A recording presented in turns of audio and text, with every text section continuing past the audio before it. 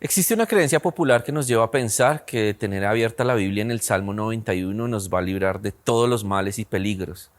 Pero la verdad es que hay que conocer a profundidad este salmo para ver su poder actuando en nuestras vidas. Vamos a ver la historia de Alejandro Garzón y su familia.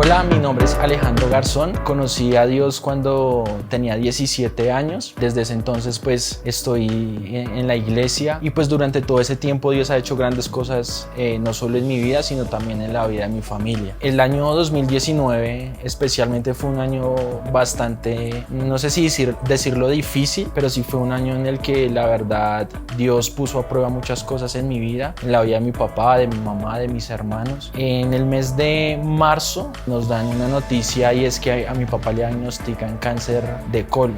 La verdad que pues él ya venía enfermo desde hacía mucho tiempo antes, pero nunca llegamos a creer que fuera una enfermedad tan difícil de asimilar como esta. Desde ese momento pues una lucha en mi corazón muy fuerte, porque la verdad que yo había orado por muchas personas que estaban enfermas y de hecho también por muchas personas que tenían cáncer, y yo veía cómo Dios hacía el milagro en esas personas, pero el solo hecho de haber escuchado esa noticia de que mi papá era la persona que tenía esta enfermedad, para mí fue bastante difícil de asimilar y fue una lucha de fe, porque la verdad yo no sabía si realmente Dios podía hacer el milagro. Entonces lo que yo hago cuando escucho esa noticia es acudir a la oración, y en ese momento de oración mi pregunta fue muy clara con Dios y yo le dije: Dios, ¿qué va a suceder con mi papá? ¿Realmente mi papá va a vivir o mi papá va a perecer por esta enfermedad? Y fue muy bonito porque cuando yo empiezo a leer la Biblia, en el Salmo 34, en el versículo 20, la palabra allí dice que ni uno de los huesos de la vida de mi papá iba a ser tocado. Y para mí eso fue como una inyección de fe, porque la verdad pocas veces yo había recibido una palabra tan específica de parte de Dios. Cuando nos dijeron que él tenía el cáncer, nos dijeron que teníamos que acelerar los procesos porque el cáncer de él estaba avanzado. Entonces a él lo internan en el mes de mayo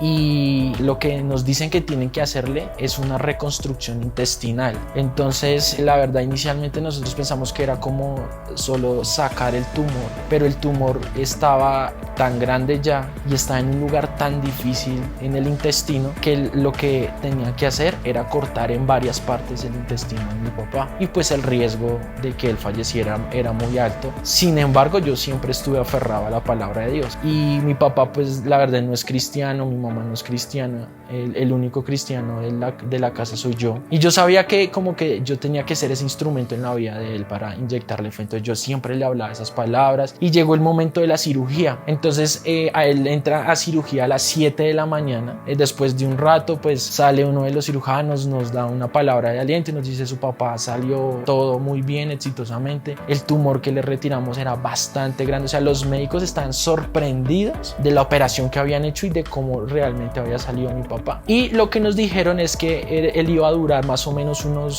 7 o 8 días más en la clínica y ya iba a la casa a pasar todo su postoperatorio. Él empieza a presentar unos episodios pues bastante difíciles como de entender, porque él empieza como a rechazar los alimentos. Así no comiera, igual él como que todo lo estaba vomitando. Los médicos dijeron que era el tema de la anestesia, que era algo normal, una reacción normal del cuerpo, pero esto se prolongó por más días, pues mi papá contrajo una bacteria, pero que no sabían qué tipo de bacteria era y que esto estaba avanzando agresivamente. Entonces la orden que ellos dieron fue de que tenían que llevarlo a cuidados intensivos porque el tema ya se les estaba saliendo como de control. Mi papá no había probado alimento alguno durante los días, las semanas anteriores, y pues obviamente al presentar esto, digamos que él estaba literalmente, o sea, casi que en los huesos. Verlo a él así era muy difícil.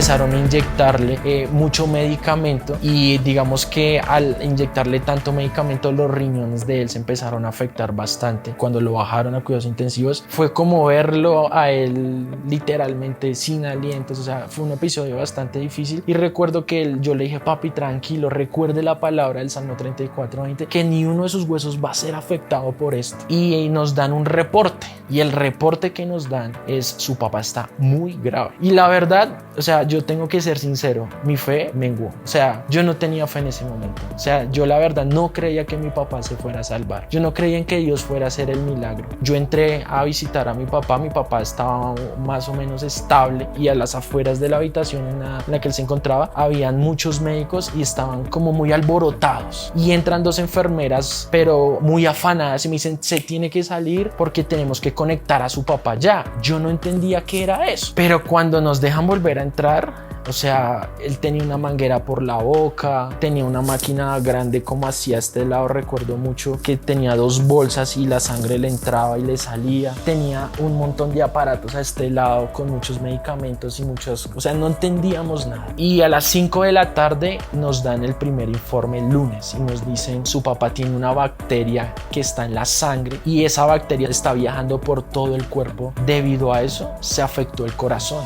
y el corazón está funcionando a un 20% con 3 medicamentos muy potentes con las dosis más altas que se le pueden dar. Y eso no es normal, nos decía el médico, porque con esos medicamentos, con esas dosis, le tendría que estar funcionando en un 60-70%.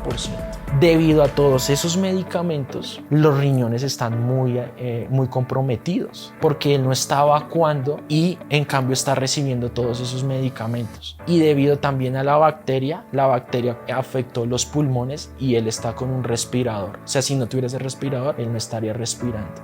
Si su papá de aquí a 48 horas no presenta una mejoría, tenemos que desconectarlo, porque como está él, es lo que se puede médicamente hacer. Pero si no responde a esto, hay que desconectarlo. De cada 10 pacientes que están así, solo uno se salva.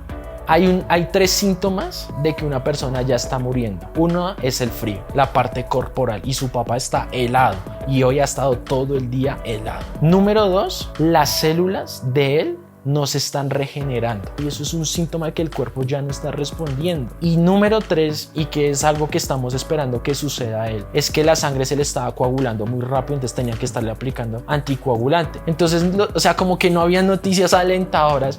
Yo empecé a pensar: mamá, mi papá tiene un seguro fúnebre. Yo empecé a pensar y a interiorizar en un sermón que yo pudiera dar unas palabras el día de la velación de él. O sea, mi fe literalmente no, o sea, yo no tenía fe, o sea, yo ya daba por hecho de que mi papá iba a partir de este mundo y la verdad fue bastante difícil de asimilarlo. Pero ese día yo fui a mi casa y literal entré a mi cuarto de nuevo, no a orar, sino a llorar. Yo me puse a llorar porque al otro día, el miércoles, si mi papá no reaccionaba, lo tenían que desconectar. Entonces esa noche yo recuerdo mucho que me quedé dormido llorando y cuando me despierto lo único que yo digo es: Dios mío, dame una señal. Tú me diste una palabra, una promesa, dame una señal si eso se va a cumplir o no. Entonces ese martes yo abro la Biblia y recuerdo el Salmo 91, es un salmo muy popular. Cuando yo empiezo a leer el Salmo 91 fue impactante. O sea, el Salmo 91 habla de plagas, el Salmo 91 habla de protección,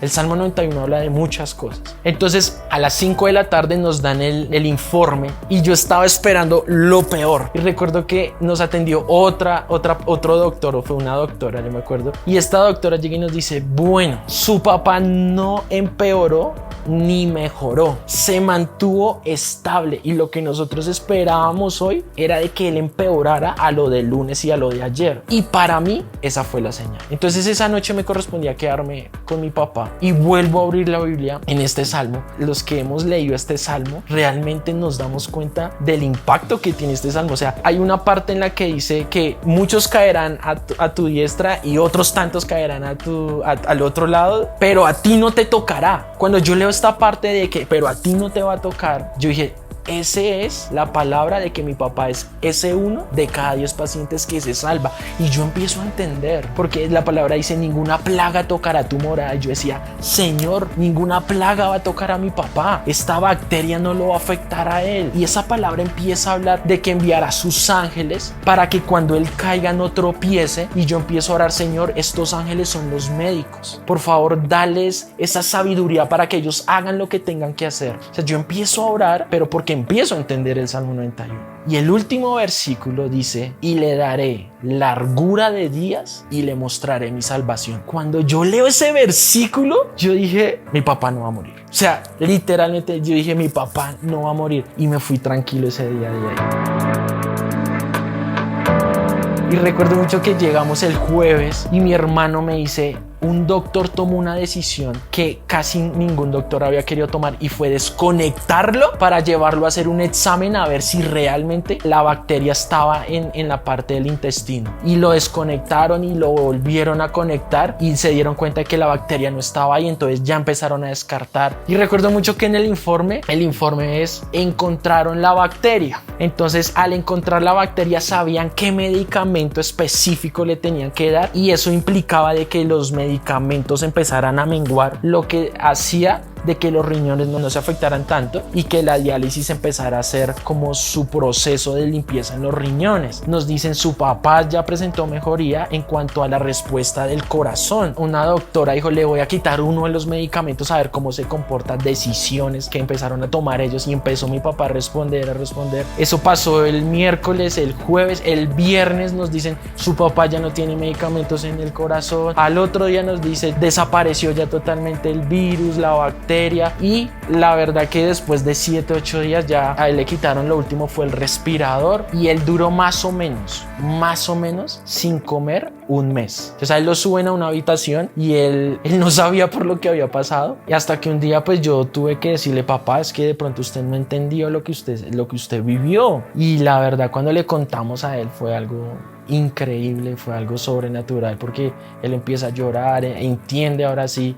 Pero el 22 de junio del 2019 nos dicen, su papá ya se va para la casa. Los médicos habían dicho, su papá tiene 2 días de vida, pero el 22 de junio, cuando salimos de la clínica, dijimos, acá no vamos a volver a nada. Y la verdad que ha sido un tremendo milagro el que Dios ha hecho. No fue fácil, porque yo le predicaba a muchas personas y veía milagros, pero lo estaba viviendo ahora en mi papá, y como que ahora, bueno, y yo. O sea, cuando le pasa a otros es muy fácil decirle, tranquilo, ore, lea la Biblia y tenga fe, pero cuando le pasa a uno, ponga en práctica eso. Entonces yo como que motivo mucho a las personas a que no se sientan mal si pierden la fe. Nosotros siempre vamos a tener el respaldo de las demás personas, y yo le doy muchas gracias a todas las personas que me ayudaron en las cadenas de oración. Yo tenía 5 grupos de WhatsApp a los que les enviaba el informe, y les enviaba tal cual la noticia, se las enviaba llorando, pero yo les decía, ayúdenme a orar por mí, por mi papá y por mi familia, porque yo sabía que yo no tenía la fe. Si tú en algún momento llegas a sentir de que no tienes fe, busca la ayuda, porque Dios también ha puesto alrededor de nosotros esos amigos, la familia, los líderes. Si no tienes líderes, apoyémonos de personas que tengan fe, porque a través de ellos yo sentí que Dios también hizo el milagro, que Él escuchó las oraciones de todos ellos, de mis pastores, de mis líderes, de mis consiervos, aún de mi familia que no es cristiana, oraban y le pedían a Dios. Yo les mandaba esas palabras que Dios me daba, yo les decía, miren, ayúdenme a orar por esto, que esta palabra lo dice. Entonces no se preocupen si llegan a no sentir fe, apoyémonos de las demás personas, que yo estoy seguro que en algún momento Dios las va a utilizar y te va a hablar a ti como me habló a mí, para que volvamos a tener esa sustancia que se llama fe. El libro de Marcos capítulo 2 nos narra una historia en la que 4 amigos llevan a un paralítico a que vea a Jesús y que éste lo pueda sanar. Pero había tanta gente que fue imposible entrarlo por la puerta principal, así que lo llevaron por el techo. El versículo 5 dice que Jesús premió la fe de estos 4. Así pasó en la vida de Alejandro, y así puede pasar en tu vida también. Necesitas tener fe para que el milagro que estás esperando suceda en tu familia, en tus finanzas, en la salud de algún familiar. Y esa fe solamente viene por el oír, y escuchar la palabra de Dios. Pégate a la palabra de Dios para que puedas ver un milagro en tu vida. Te invitamos a nuestro próximo episodio de Hoy en 8 días.